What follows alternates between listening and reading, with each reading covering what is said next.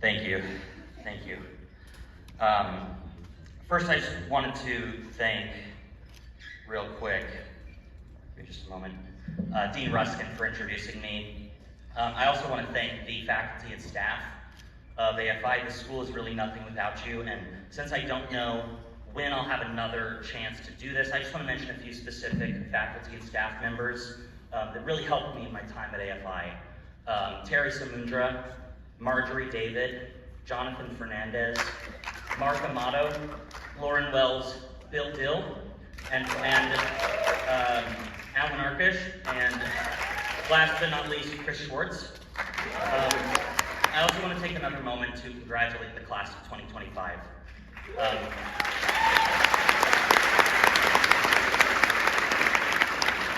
Over the last 2 years, I've seen all the hard work that each and every person in this room has done, and it truly impresses me. Today, I do want to talk about Risk, and not the Hasbro board game, which is a great IP. They got to make that someday. But the concept of risk. Every single person in this room has risked something to be here.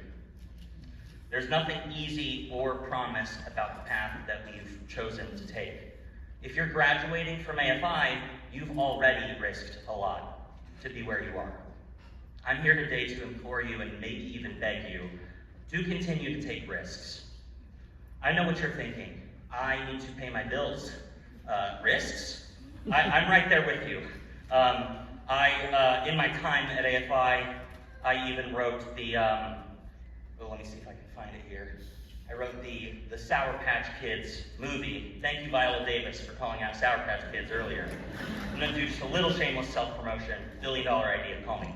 No, but seriously, I do acknowledge the fear that we're feeling in this room, the uncertainty everybody is facing. It is a crazy time to be joining this industry, but if you allow yourself to lead with fear, to make decisions to avoid risk, you are robbing yourself and the world of the great rewards that are possible. Nobody who has made an impact with the art of cinema has done so without taking huge risks. Think of your favorite filmmakers, the ones that inspired you. Was it easy for them? Did they take the easy way out? I know mine didn't. Orson Welles, 8 days before his death in 1985, said, "I don't believe there is any wisdom in compromise. When I do something which is compromised, it is poorer than a second-rate director's work." I quote. This is a man whose films were constantly compromised by the meddling of others, but he refused to play it safe in his work, continuing to push the boundaries of the moving image as a medium for telling stories. He also took risks in saying what he believed. Wells was famously anti-fascist. He spoke often about injustices done in this country, and one notable example was in 1946, when he publicly spoke out against the brutal police attack on Isaac Woodard, a black World War II veteran. For years, Wells was followed by the FBI with suspicion of being a communist, and by the fall of 1947, he had fled from the United States. Of course, he never stopped taking risks. Another outspoken anti-fascist whose beliefs were woven into his films, particularly Modern Times and The Great Dictator, was Charlie Chaplin, another father of the medium. Chaplin was exiled from the United States in 1952 after years of communist suspicions. Of course, when I think of Chaplin and Wells, this is not the first thought that pops into my mind. I personally think of the films themselves. I believe that they would not be possible without the risks that these artists took in telling the stories that they wanted to tell and saying what they needed to say. I could go on about different filmmakers who took risks both in their films and in what they stood for. I have to mention, for example, filmmakers like Lois Weber, a pioneer in filmmaking who lost opportunities as the studio system excluded women.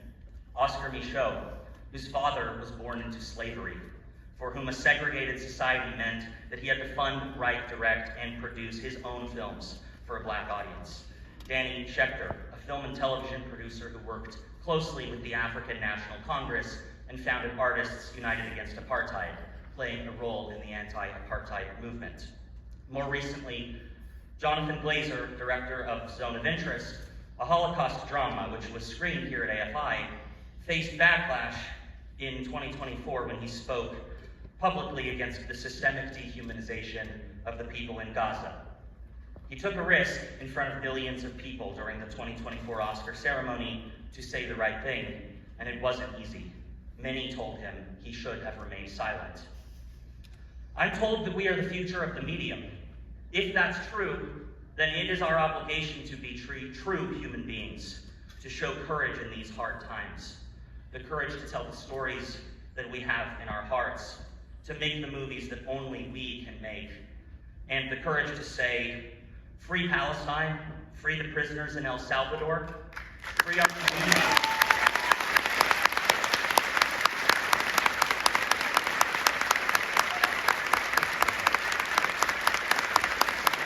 Free our communities from the illegal ICE raids, free us from the rising tide of fascism starting in the White House, free us from the systemic assault on Black lives, on trans lives, on LGBT rights. If we don't have the courage to be human, how can we tell a human story? And how will we be remembered? Thank you.